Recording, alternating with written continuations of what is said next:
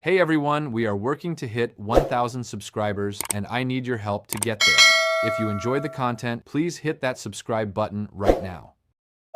We obviously had three picks today. Logan Jones being the first one. Good opportunity to add another center. Obviously, that's been a tough position for us since I've been here, really. Um, so we had an opportunity to bring Logan in, and a high character guy, really smart, uh, fits our scheme in terms of being able to run mid zone, wide zone, uh, strong, explosive, has great range, reach and cut off.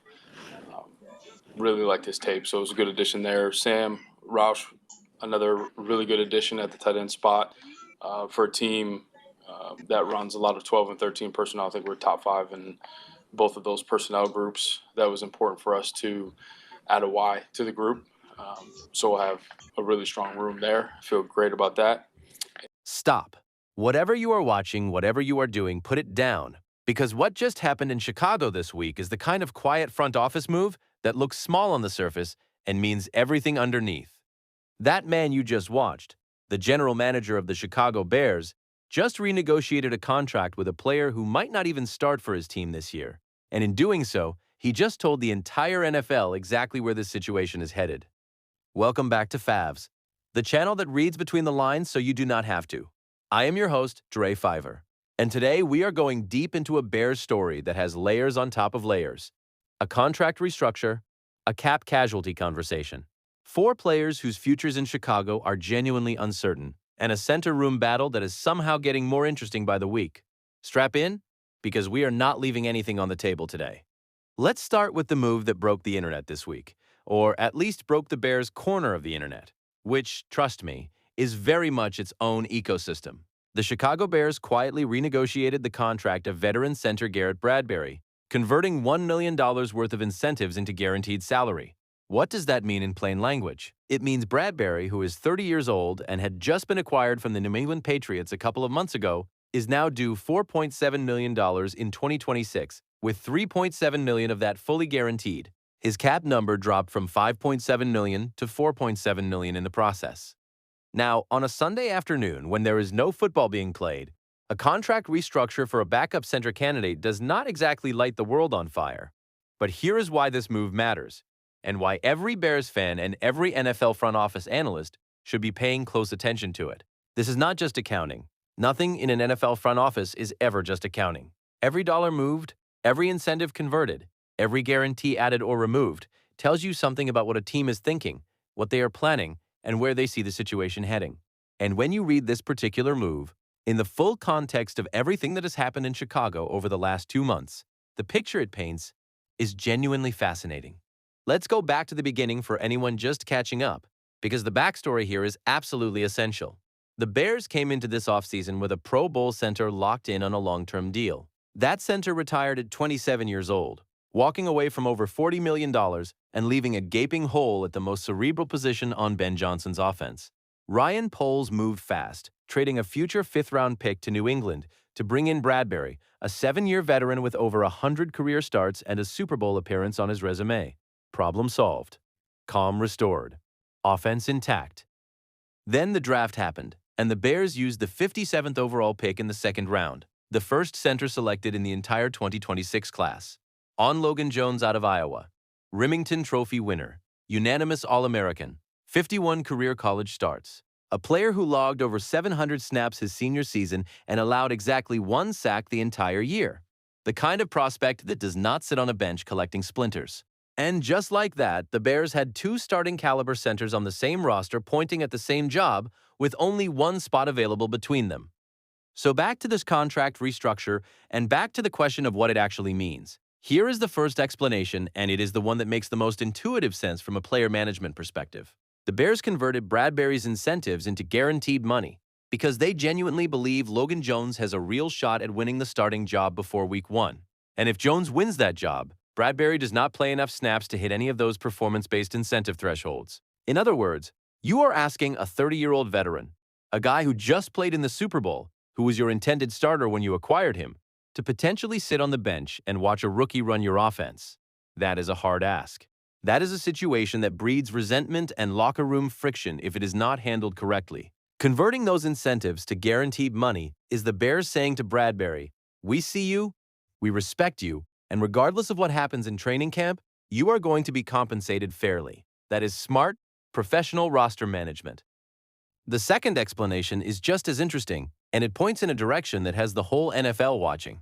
A cleaner contract is a more tradable contract. When you restructure a player's deal and make the financials straightforward, a flat base number, a clear guaranteed salary, no complex incentive language that a new team has to parse through, you make it significantly easier for another front office to absorb that player in a trade. You are removing friction from the transaction. And as we talked about in detail earlier this week, the Baltimore Ravens have already been publicly identified as the most logical trade partner for a potential Bradbury deal, with front office executives across the league pointing to the connection between Bradbury and Baltimore's offensive line coach, who coached him personally during his college career at NC State. That organizational thread is real, and it does not go away just because Chicago adjusted some contract language. My personal take? Both explanations are probably true simultaneously. The Bears did this to protect Bradbury financially if Jones wins the job, and they did this to make the eventual trade, if it happens, as clean and uncomplicated as possible. Ryan Poles is playing chess right now while most people around the league are playing checkers, and this contract move is the kind of detail-oriented front office work that separates elite roster builders from average ones. Do not sleep on it. Now, the question that the Bears fan base is genuinely split on right now, is Bradbury actually staying, or is this just a softer setup for an eventual exit? Here is the honest answer. He is staying for now. He has to stay for now. You do not trade your veteran insurance policy before you have confirmation that your rookie can carry the weight of the most mentally demanding position on the offensive line, in one of the most complex offensive schemes in professional football. The center in Ben Johnson's system is not just a blocker. He is a pre-snap communicator. He is the person identifying defensive fronts, adjusting protection calls, and keeping 5 offensive linemen and a franchise quarterback all on the same page before the ball moves. That is not something you learn in a weekend. The Bears are going to let this play out through OTAs, through training camp, through preseason games, and only when they have real live evidence that Jones is ready will the trade conversation with Baltimore or anyone else become a genuine, active discussion. But here is what I want Bears fans to hold on to. The contract restructure signals that the Bears are not shutting that door. They are keeping it open. They are making sure the key is in the lock and the hinges are oiled. When the moment comes, and smart money says it comes sometime in August if Jones has a strong training camp, this move will look like exactly what it was. Smart preparation for an inevitable decision. Now, let's shift to the part of today's story that does not get enough attention in the national coverage, but deserves a full spotlight. 4 Chicago Bears who could be cut before OTAs, and what those potential moves tell us about how Ryan Poles is thinking about this roster heading into the 2026 season. Before we get into the names, here is the framework you need to understand. The Bears just went through a full 7-round draft. They added rookies at multiple positions. They brought in undrafted free agents to fill out the bottom of the roster. And with all of those new bodies comes a very specific problem. You need roster spots, and you need cap space to pay the people who just earned their place in this building. That means veterans who have underperformed, veterans whose positions are now overcrowded, and veterans whose contracts represent poor value relative to what the team can get elsewhere. All of those players are staring at a very uncomfortable summer. Let's go through them one by one. First name, Roschon Johnson. And look, I know this one is going to hurt some people in the Bears fan base, because Johnson was a guy that everybody wanted to see break through and become a real contributor in this offense. Drafted in the 4th round a few years back, under a previous regime, he has the physical profile to be a quality backup running back in this league. The problem is availability. The problem has always been availability. Johnson has battled concussions, a thumb injury, a back injury. The hits have come in waves, and the playing time has been the casualty every single time. Last season, he appeared in just 7 games with minimal impact on the stat sheet. The Bears ran the ball at an elite level without him being a meaningful contributor, finishing as one of the top rushing offenses in the entire NFL. That is a statement about how deep and how good this offensive line is, but it is also a statement about how replaceable Johnson's specific role in this offense has become.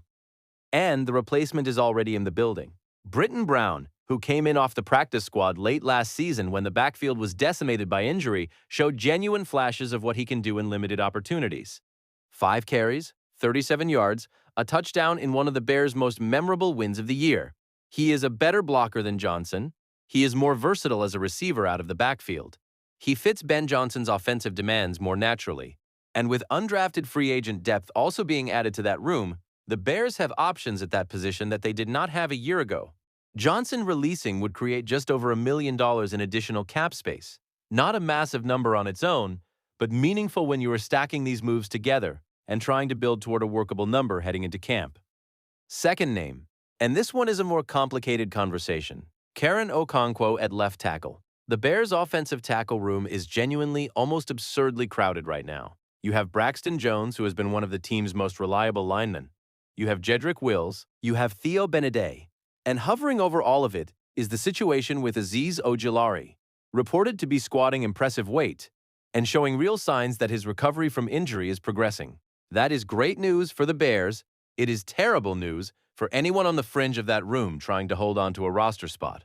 Okonkwo, who was drafted with real excitement and genuine hope, has simply not been able to convert his athletic gifts into consistent, reliable NFL performance. Injuries derailed his early development. When he did get opportunities, the results, 1 sack, 8 pressures, 5 penalties in a small sample, were not the kind of numbers that inspire confidence. And 5 penalties in limited snaps is a number that should genuinely concern any offensive line coach trying to run a disciplined, assignment-sound system. Cutting Okonkwo would free up just over $1 million with minimal dead cap implications this year. The dead cap hits harder next year if he stays on the roster, which makes cutting him sooner rather than later the financially smarter play. This is a sad story because Okonkwo came in with every physical tool you could ask for, and the situation around him in his early years, coaching staff instability, a position group that was being built from scratch, was genuinely unfair to his development. But the Bears are not in the business of carrying projects right now. They are building toward a championship window, and every roster spot needs to be earned by somebody who can contribute in 2026. Third name, Kentavious Street on the defensive line. Now, before anyone jumps to the comments section with, "We just signed him," I hear you, and that is exactly the point. This was a pre-draft signing, a low-cost, low-risk addition who knows Dennis Allen's defensive scheme from previous stops in the league. The logic was sound at the time: depth at defensive tackle, scheme familiarity, veteran presence. But then the Bears went and drafted Jordan Vandenberg in the later rounds, and by virtually every evaluation coming out of the draft, Vandenberg was one of the best value selections of the entire class. He is athletic, disruptive, and fits the Bears' defensive profile. And when you already have Grady Jarrett, Neville Gallimore, and Javon Kinlaw locked into significant roles on that defensive line, the math on carrying Street becomes difficult to justify. His cap savings on a cut are over $1 million with almost no dead cap implication. That is a very easy financial decision to make if the coaching staff determines that Vandenberg brings more upside. Street is not going to go quietly. He is going to compete his tail off in camp, and he should. He knows the scheme, he knows what it takes to earn a spot in Dennis Allen's defense. But the new blood is younger, cheaper, and drafted specifically to push for that role. It is a brutal business. Fourth name, James Lynch. Also on the defensive line, also a pre-draft addition, also a player whose opportunity just got significantly more complicated by what the Bears did in the draft. Lynch comes with an interesting backstory. He was genuinely exciting coming out of college, the kind of player that fans of his college and his early NFL teams believed in deeply and talked about with real enthusiasm. He has size. He has pass rush upside at 6'4" and around 295 pounds. And he can play edge if needed, which gives him some positional flexibility. But in 2 stops in the NFL since his early promise, the production has simply not materialized at the level required to hold a guaranteed roster spot. Last season, 25 total tackles, half a sack, 3 quarterback hits, 1 pass deflection. Those are not numbers that win a roster battle against a room that is being specifically constructed with a championship ceiling in mind. The Bears took Lynch as a calculated gamble. He knows the NFC North, he has experience in similar schemes, and the contract terms were designed to make the exit as painless as possible if it came to that. It may be coming to that. Cutting Lynch saves just over $1 million with minimal dead cap. And like Street, if Lynch and Street are both on this roster through camp, they are essentially dueling for one spot, the final defensive tackle position behind the 4 core players the Bears are committed to carrying. Both of them understand that. Both of them will compete like their professional lives depend on it, because they do. Only one of them can win that battle. The other one goes home. When you stack all 4 of these potential cuts together, Johnson, Okonkwo, Street, Lynch, the Bears are looking at reclaiming close to $15 million in combined cap flexibility. Give or take dead cap implications. That is real money. That is the kind of financial breathing room that allows you to absorb your entire rookie class, sign any remaining depth pieces that the market shakes loose over the summer, and enter training camp without a single dollar of meaningful cap stress. For a team that is genuinely trying to compete for a division title and make a deep playoff run in 2026, that flexibility is not a nice to have. It is a necessity. Here is the big picture, and this is the thought I want to leave you with today. The Bears are at an inflection point that only a handful of teams in the NFL reach in any given year. They have a franchise quarterback who is hungry, motivated, and entering a make-or-break second chapter of his career narrative. They have a head coach in Ben Johnson, who is widely regarded as one of the most creative offensive minds in the game. They have a defensive coordinator in Dennis Allen who has been building a physically dominant scheme-sound unit around real talent. And they have a general manager who has shown time and time again, move after move, that he is not building for this week or this month. He is building for a sustained window of excellence. Every single decision we talked about today points in the same direction. The Bradbury contract restructure protects a veteran while quietly preparing for the possibility of his departure. The 4 potential cap casualties clear the room for players who fit better, cost less, and bring more upside to a roster that is already genuinely good. None of these moves are panic. None of them are reactive. They're all part of a deliberate, patient, methodical process of making this team exactly as sharp as it needs to be when September arrives and the real gains begin. And at the center of all of it, literally at center, is a 24-year-old from Council Bluffs, Iowa, who walked into a Zoom call after being drafted and talked about competing with a Super Bowl veteran like he had been doing it his entire life. That kind of composure, that kind of mentality, is exactly what you want when you are betting your franchise quarterback's protection on somebody new. Logan Jones is not just a draft pick. He might be the symbol of everything the 2026 Chicago Bears are trying to be: younger, sharper, hungrier, and better than what came before. Training camp is going to be electric. The competition at center is going to be must-watch. The roster battles along the defensive line are going to be fierce and genuinely unpredictable. And Ryan Poles is going to be making quiet, precise moves like this contract restructure every single week between now and September. Stacking advantage on top of advantage. Building a team that is constructed to last. Bear down, Chicago. The summer is just getting started, and it is going to be one of the most interesting offseason chapters this franchise has had in years. All right, that is everything we have today, and I need 3 things from you before you go anywhere. First, smash that like button right now. It is literally the fastest way to support this channel, and it costs you nothing. If this breakdown gave you something to think about, gave you context on a move you had not fully understood yet, that like button is how you tell us to keep going deeper. Second, get into the comments section and tell me your take on these 4 potential cuts. Which one shocks you most? Which one do you think is the wrong move? And most importantly, do you think Logan Jones is starting for the Bears in Week 1? Or does Bradbury hold that spot all season? I want every single take, no matter how spicy. This is a no-filter zone and all opinions are welcome. And third, if you are not subscribed to Favs yet, fix that right now. Hit that button, turn on the notifications, and never miss a single breakdown. We do this every day, no filler, no fluff. Just the real story, told the right way. We will see you in the next one.